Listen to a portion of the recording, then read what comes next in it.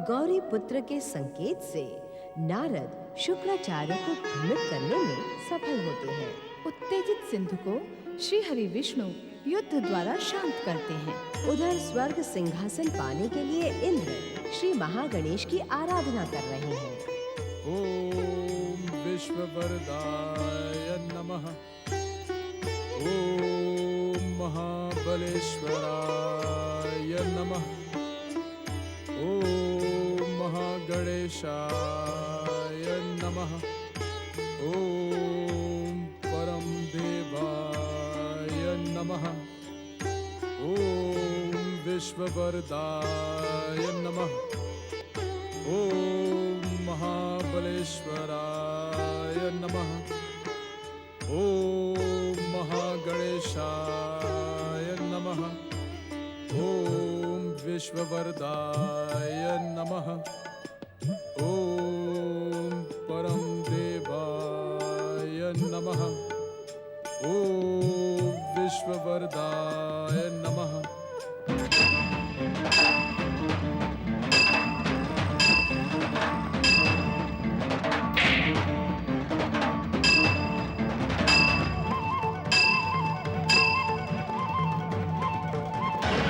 अपने गौरव को नष्ट कर दिया है श्री हरि।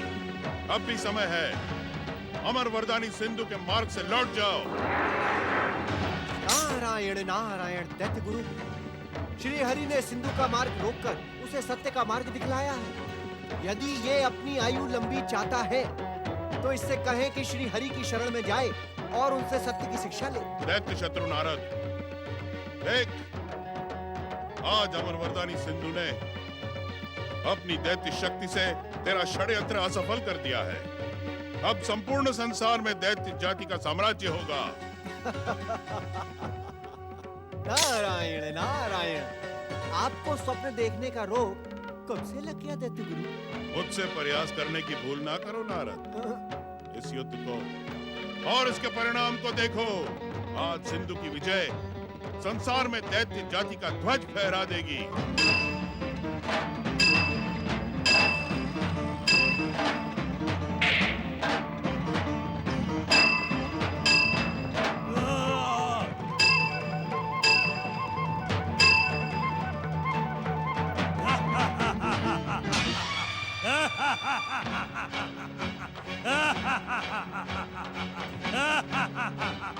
आप त्रिदेवों में से एक और सृष्टि के पालक है ना श्री हरि। अमर वरदानी और अतुल्य बलशाली सिंधु दैत्य ने आपको अपने पराक्रम से आपको युद्ध में थकाकर आपकी सृष्टि की नींव को हिलाकर रख दिया है। मैं अपनी अमर वरदानी शक्ति से आपकी सृष्टि पर अधिकार कर लूंगा और आप तीनों ब्रह्मा, विष्णु और महेश देखते रह जाएंगे। अपनी शक्ति पर अभिमान न कर मूर्ख सिंधु। यहाँ तेरे जैसे कई दैत्य आए और श्री महागणेश त्रिदेवों और त्रिदेवियों के हाथों समाप्त होकर यमराज का भोजन बन गए। आज संसार में उनका कोई नाम भी नहीं जानता। शक्तिशाली दैत्य को मृत्यु का भय नहीं होता श्री हरि। मैं तो वैसे ही अमृतपान कर चुका हूँ। आप मुझे मृत्यु का भय दिखाकर अपना समय नष्ट कर रहे हैं। पर तेरा तो जीवन ही नष्ट होने के समीप आ रहा है तुझ सिंधु। अभी भी आप ये कहने का साहस रखते हैं श्री हरि, जबकि मेरी अमर वरदानी शक्ति के सामने आपकी सभी दिव्य शक्तियाँ पराजित होकर छिन्न भिन्न हो चुकी हैं। न तो मेरी शक्तियाँ पराजित हुई हैं सिंधु, और न ही मैं थका हूँ। मैं तो तुम्हें वहां ले जा रहा हूँ जहाँ मृत्यु तुम्हारी प्रतीक्षा कर रही है। अभी भी समय है सिंधु, अपने दुष्कर्मों की क्षमा याचना करके पाताल लोक लौट जाओ। स्वर्ग का सिंहासन देवराज इंद्र को लौटा दो। तुम्हारा जीवन सुरक्षित रहेगा। जीवन में पहली बार किसी पराजित व्यक्ति को परामर्श देते देख रहा हूँ। मैंने दैत्य गुरु शुक्राचार्य से सुना था कि तुम छलिया हो, परंतु मेरे सामने तुम्हारा कोई भी छल सफल नहीं होगा। जहाँ तक सफलता की बात है सिंधु, तो तुम्हारा मार्ग रोककर मैं अपने अभियान में सफल हो चुका हूँ। पहली बार आपके मुख से सत्य सुन रहा हूँ श्री हरि। यदि आपने मेरा मार्ग न रोका होता तो मेरे घातक प्रहारों से बालक मयूरेश्वर का अंत हो जाता, जो सूर्य देव के वरदान के अनुसार मेरी मृत्यु का कारण भी बन सकता है। जो संसार को तुम्हारे अत्याचारों से मुक्ति दिलाने के लिए अवतरित हुआ हो, वो तो तुम्हारी मृत्यु का कारण बनेगा सिंधु। मैं तो तुम्हारे मार्ग में आकर तुम्हारी आयु बढ़ा रहा हूँ। मयूरेश्वर श्री गणेश के समीप जाकर तुम्हें मृत्यु के अतिरिक्त और कुछ नहीं मिलेगा सिंधु। मुझे दुख है कि इसका परिणाम देखने के लिए आप यहाँ नहीं होंगे। मैं स्वयं अपने हाथों से मयूरेश्वर का अंत करके अपनी मृत्यु को मिथ्या सिद्ध कर दूंगा, परंतु उससे पहले आपको मेरे घातक प्रहारों से पराजित होना पड़ेगा।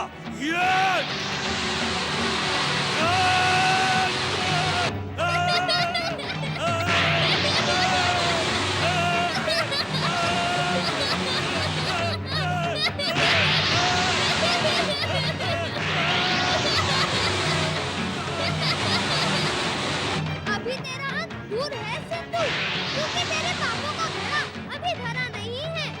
मेरे पिताश्री भगवान शिव की इच्छा के अनुसार मैं तुझे समाप्त नहीं करूंगा। मेरा यह प्रहार तुझे सावधान रहने का संकेत मात्र है।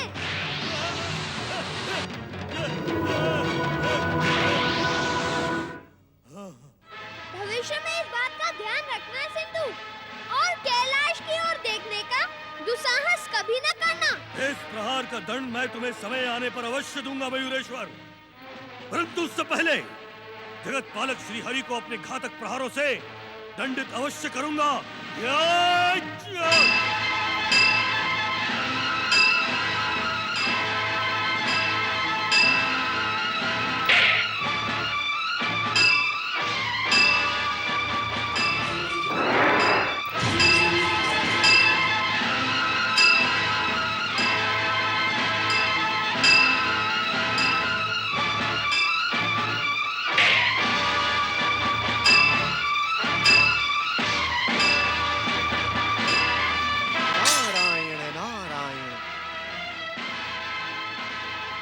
लज्जा और कलंक की बात है।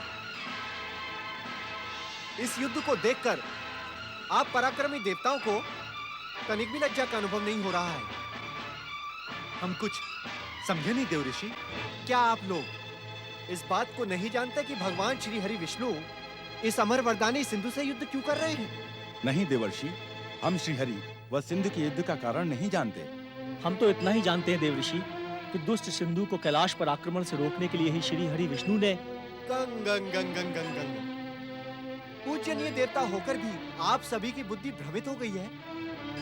क्या आप इस बात को नहीं जानते कि श्री हरि आप सभी के शुभ चिंतक हैं? आपके हित और स्वर्ग पर विजय पाने के लिए ही उन्होंने दुष्ट सिंधु को युद्ध के लिए ललकारा है। ये आप क्या कह रहे हैं देव ऋषि? संसार में मेरा कथन श्री हरि की कृपा से ही सत्य का प्रमाण माना जाता है। श्री हरि विष्णु आपके हित में युद्ध कर रहे हैं और आप यहाँ शांत खड़े रहकर उनका प्रदर्शन देख रहे हैं। क्या आप सबका ये कर्तव्य नहीं कि आप वहाँ जाकर श्री हरि की सहायता करें? यदि देवराज इंद्र आपकी जगह पे होते तो क्या वो शांत खड़े रहकर मूक दर्शन बनकर ये प्रदर्शन देखते रहते? आप सभी वरिष्ठ देवता हैं, दिव्य शक्तियों से संपन्न हैं। परंतु देवर्षि, युद्ध में सिंधु से पराजित होने के कारण हमारी दिव्य शक्तियां नष्ट हो गई हैं। ये आपकी भूल है देवताओं। आपकी दिव्य शक्तियां नष्ट नहीं हुई हैं। नारायण नारायण, संपूर्ण बल के साथ अपनी दिव्य शक्तियों का प्रयोग करके तो देखिए। सूर्य देव से अमरता का वरदान पाकर सिंधु दैत्य बलशाली और महापराक्रमी सिद्ध हो चुका है देव ऋषि। जब सृष्टि के पालक श्री हरि सिंधु के सामने निर्बल सिद्ध हो रहे हैं तो आपकी यही निराशावादी मनोवृत्ति दैत्यों को स्वर्ग पर आक्रमण करने के लिए बार-बार प्रेरित कर रही है। दैत्य आपको कायर कहने में तनिक भी संकोच नहीं करते। देवगण उठो, जागो, अपनी दिव्य शक्तियों का प्रयोग करो, श्री हरि का साथ दो ताकि संसार में आपकी वीरता का डंका बजे। देव ऋषि का कथन उचित है। हम अपनी दिव्य शक्ति से सिंधु दैत्य को परास्त कर देंगे। हमारे घातक प्रहार और श्री हरि विष्णु की शक्ति मिलकर इस दुष्ट को पाताल भाग जाने के लिए विवश कर देंगे। अब एक भी क्षण का विलंब उचित नहीं होगा। प्रहार!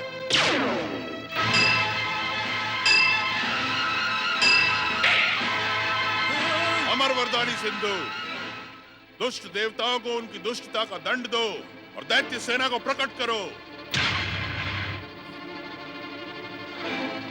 दैत्य सेना प्रकट हो।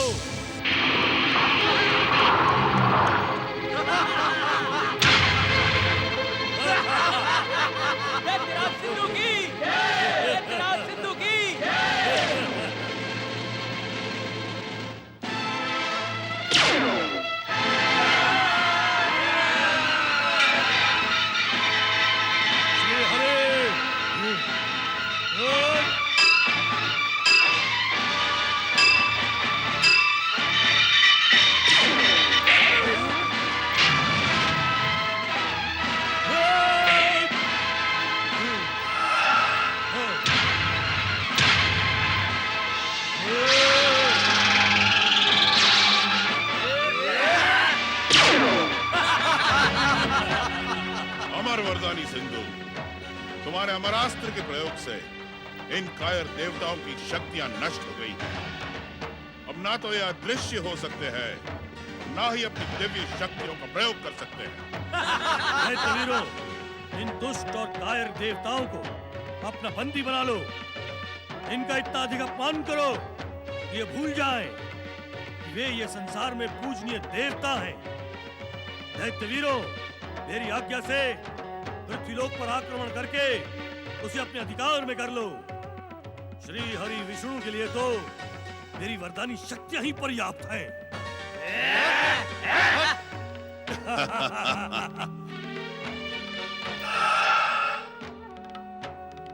श्री हरि विष्णु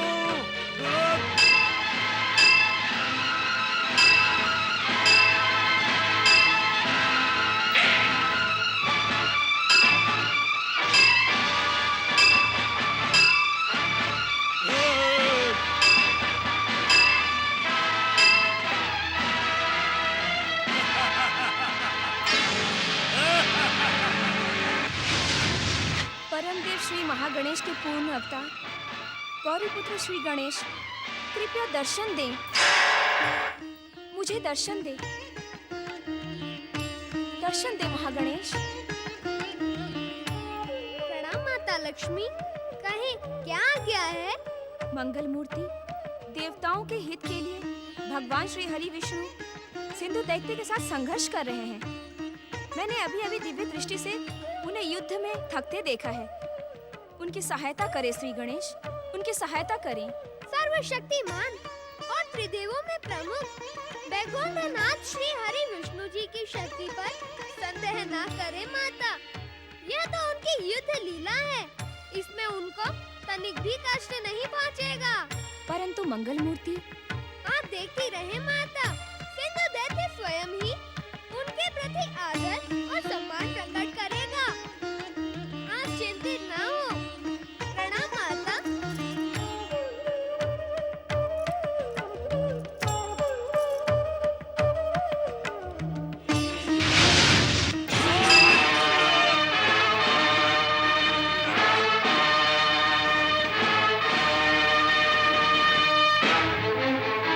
आपको तो युद्ध में विजय ही प्रिय है श्री हरि, फिर आज आप पराजित क्यों हो रहे हैं? क्योंकि मैं केवल आज नहीं, कल को भी देख सकता हूं सिंधु, और इसीलिए तुम्हारा वर्तमान और भविष्य भी मेरी आंखों के सामने है।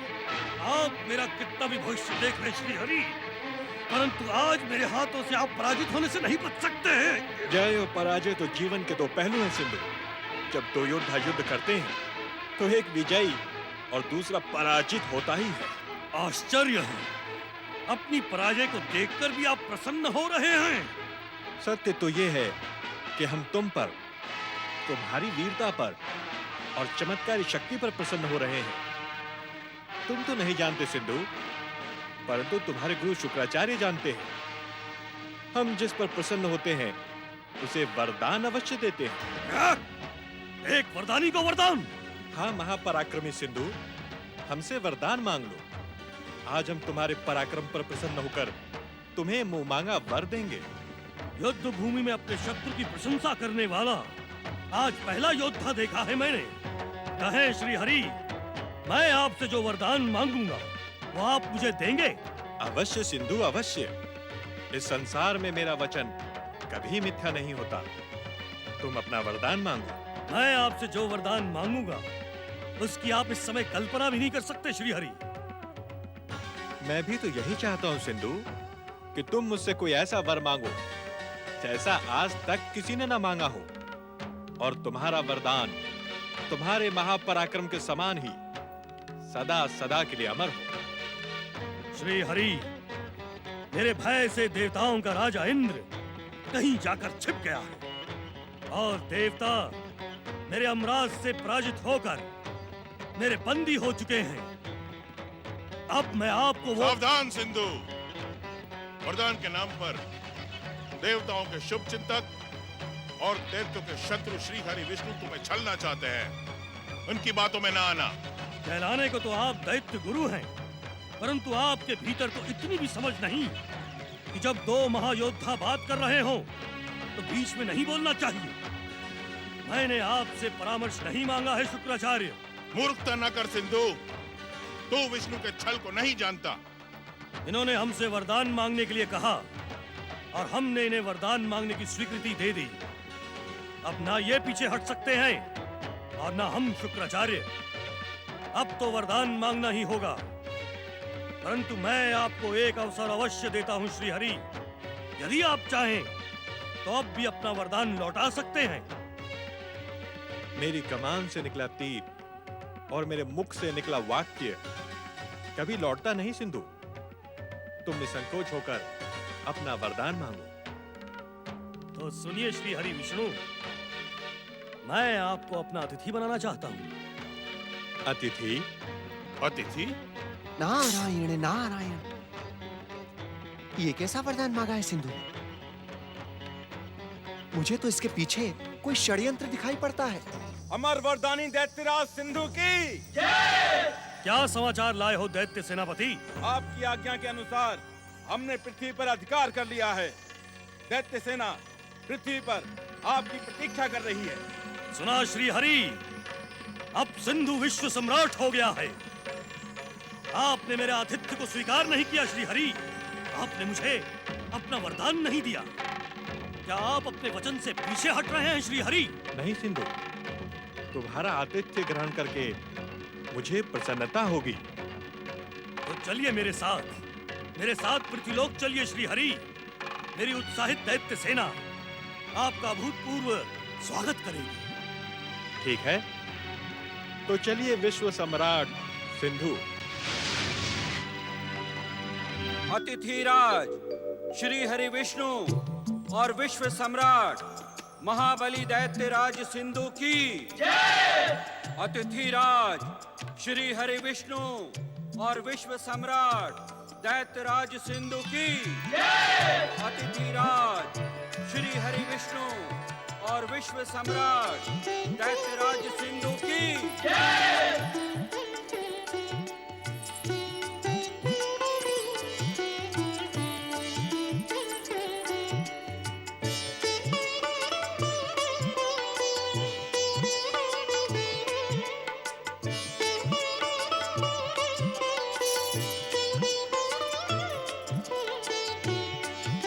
आसन ग्रहण करें श्री हरि।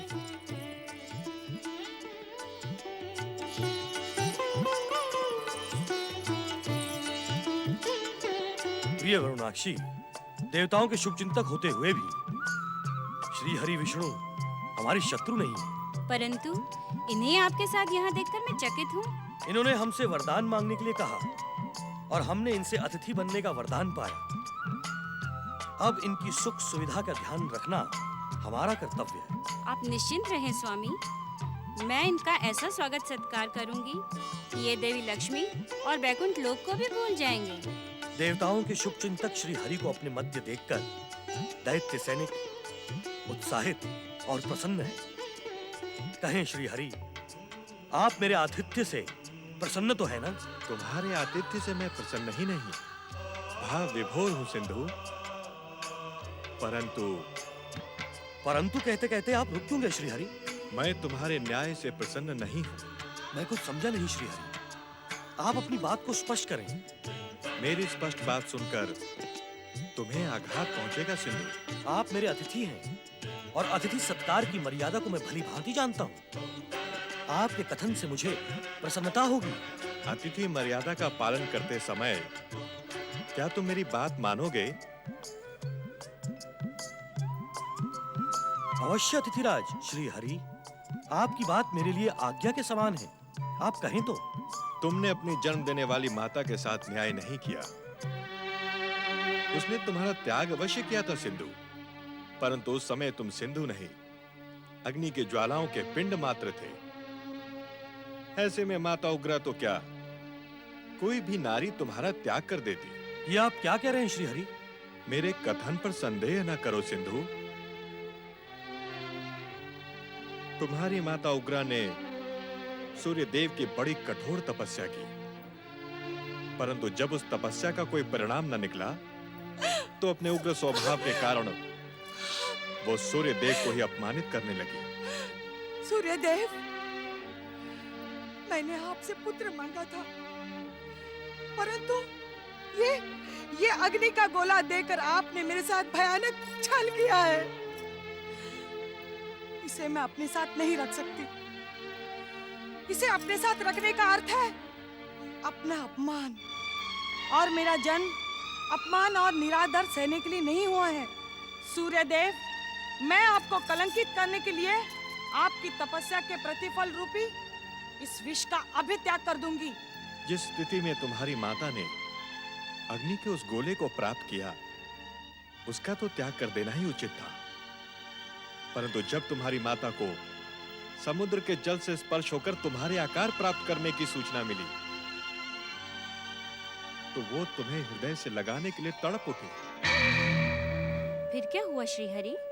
फिर तुम्हारे स्वामी दैत्यराज सिंधु ने अपनी माता को कलंकित और लांछित करते हुए सदा सदा के लिए त्याग दिया। महाबली सिंधु, संसार में जन्म लेने वाली जीवात्मा अपने हर ऋण से मुक्त हो सकती है, परंतु जन्म देने वाली माता का ऋण वो कभी भी उतार नहीं सकती। मुझसे भयानक भूल हो गई श्रीहरि। आपने उचित समय पर मुझे मार्गदर्शन देकर धन्य कर दिया। मैं अपनी इस भूल का सुधार करना चाहता हूँ। इसके लिए तुम्हें अपने माता के समीप जाना होगा। वह भी उसी स्थान पर अचेत पड़ी हैं, जहां तुम अंतिम बार उनका त्याग करके आए थे।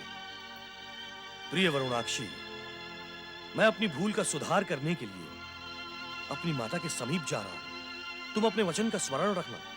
तुम्हारे अतिथि सत्कार से श्रीहरि वैकुंठ तो क्या, देवी लक्ष्मी को भी भूल जाए। आप निश्चिंत होकर जाएं स्वामी। आज्ञा दें श्रीहरि।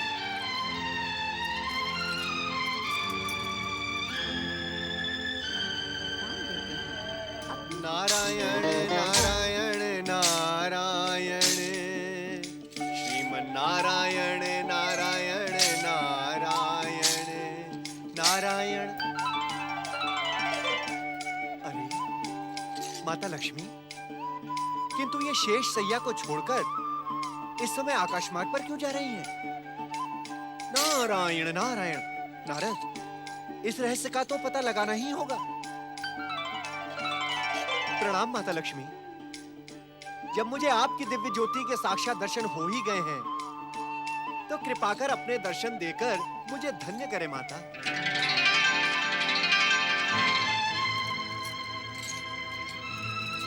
तुम उचित समय पर मेरे पास आए नारद। स्वामी ने ये क्या किया? वे जानबूझकर दुष्ट सिंधु के अतिथि बन गए। नारायण नारायण।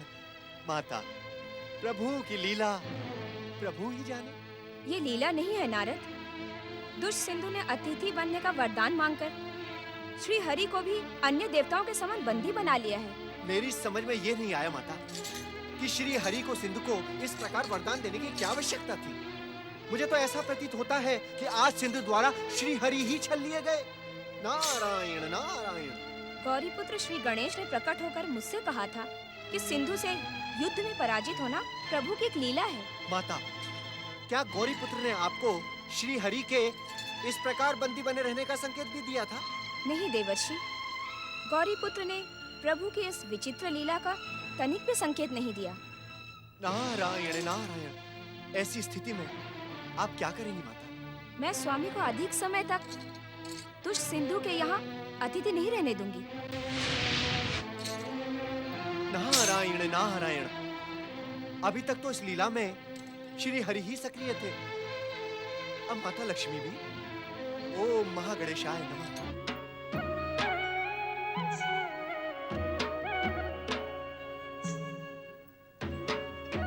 ओम साम सदा शिवाय नमः। ओम मात्र देवये नमः। देवादिदेव,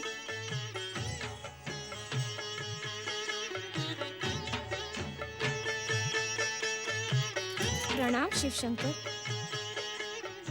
प्रणाम देवी पार्वती।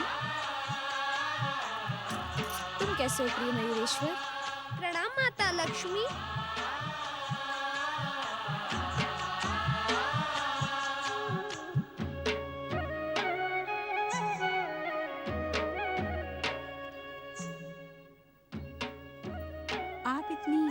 क्यों है देवी लक्ष्मी? माता, क्या आपने श्री हरि विष्णु और सिंधु दैत्य का भयानक युद्ध नहीं देखा? सिंधु दैत्य श्री हरि विष्णु जी से वरदान पाकर उन्हें अपना अतिथि बनाकर ले गया है।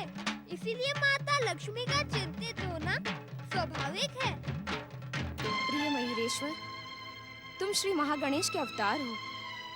संसार में तुम्हारा जन्म सिंधु के अंत के लिए ही हुआ है। वो अपनी वरदानी शक्ति से तीनों लोकों का स्वामी बन गया है। उसने देवताओं को बंदी बनाकर वरदान के नाम पर श्री हरि को भी छीन लिया है। आपका सोचना अनुचित नहीं है। मैं स्वयं श्री हरि के उस दुष्ट को वरदान देने पर चकित हूँ। परंतु मेरी समझ में ये नहीं आ रहा कि इस समय तुम किस बात की प्रतीक्षा कर रहे हो मयूरेश्वर। तुम जाकर उस दुष्ट का अंत क्यों नहीं कर देते?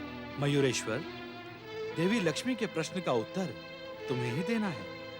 हमें जो कुछ भी कहना था वो हम तुमसे पहले ही कह चुके हैं। माता लक्ष्मी, मैं तो आपके पुत्र के समान हूँ। मैं जो कुछ भी कहूँगा वो छोटे मुंह बड़ी बात कहूँगा। नहीं मयूरेश्वर, इस समय संसार को तुम्हारा ही सहारा है। तुम जो कुछ भी कहोगे वो उचित होगा। माता लक्ष्मी, क्या गौरी पुत्र श्री गणेश ने आपसे भेंट करके कुछ भी नहीं कहा? मंगल मूर्ति ने केवल इतना ही कहा कि इस युद्ध से श्री हरि को कोई हानि नहीं पहुंचेगी, कि उनकी ही लीला है। परंतु माता लक्ष्मी, आप तो यह भली भांति जानती हैं कि पापी के पाप का घड़ा बूंद बूंद कर भरता है। जब तक उसके पाप का घड़ा भरकर झलकने नहीं लगता, तब तक उसका संहार संभव नहीं है, क्योंकि उस समय तक तो वरदानी शक्तियाँ उसकी रक्षा करती हैं। प्रिय मयूरेश्वर, वैकुंठ लोक की शेष शैया भगवान विष्णु के बिना सूनी है। क्या इससे संसार के पालन कार्य में बाधा नहीं पड़ेगी?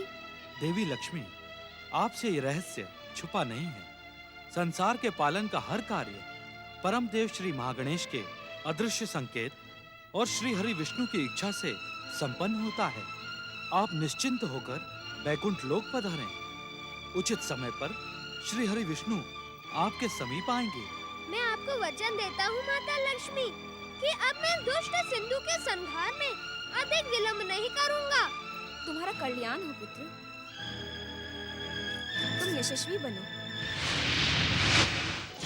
दैत्य सम्राट सिंधु और माता उग्रा की जय। दैत्य सम्राट सिंधु और माता उग्रा की जय। दैत्य सम्राट सिंधु और माता उग्रा की जय। दैत्य सम्राट सिंधु और माता उग्रा की जय। दैत्य सम्राट सिंधु और माता उग्रा की जय।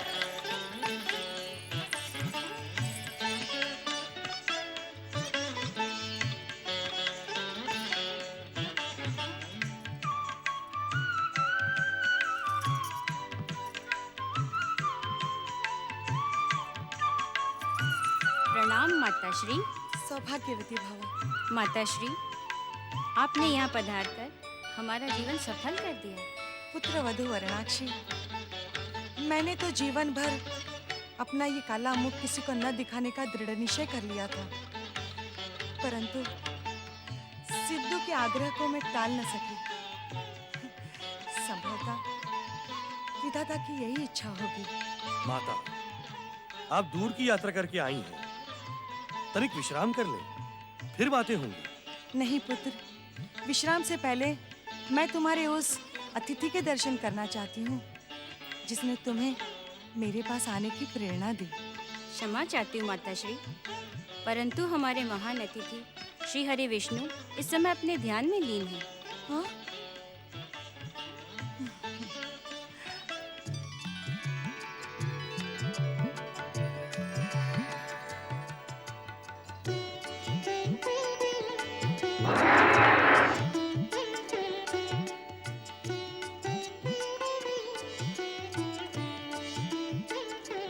नारायण नारायण। प्रणाम श्री हरि। हम दैत्यराज सिंधु के अतिथि गृह में आपका स्वागत नहीं करेंगे देवर्षि। लोक परंपरा के अनुसार इस समय यहाँ आपका प्रकट होना भी उचित नहीं है। हे श्री हरि, एक भक्त का अपने भगवान तक पहुंचना कभी भी अनुचित नहीं होता। ऐसा आप ही ने कहा है। जिस प्रकार आप सिंधु के अतिथि बने हैं, उसी प्रकार मैं आपका अतिथि बन जाता हूँ। अतिथि के अतिथि देवर्षि, आतिथ्य करने वाले पर भार डालना उचित नहीं होता। परंतु आप आ गए हैं तो अपनी बात भी कह दें।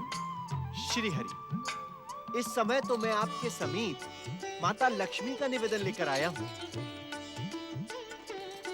हम जानते हैं देवर्षि, देवी लक्ष्मी के निवेदन में आपकी इच्छा भी सम्मिलित है।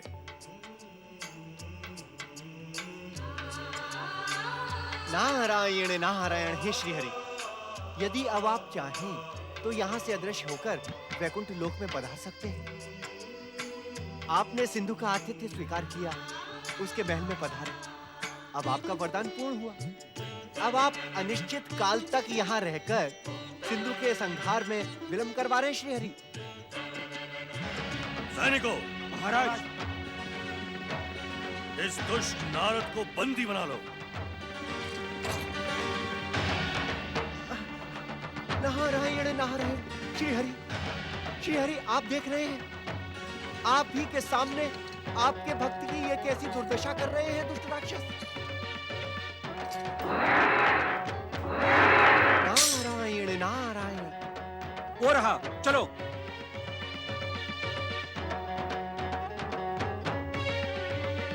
दुष्ट सिंधु, तू अधिक समय तक श्री हरि विष्णु को अपना अतिथि बना के ना रखना, अन्यथा तेरा सर्वनाश और अतिशीघ्र होगा।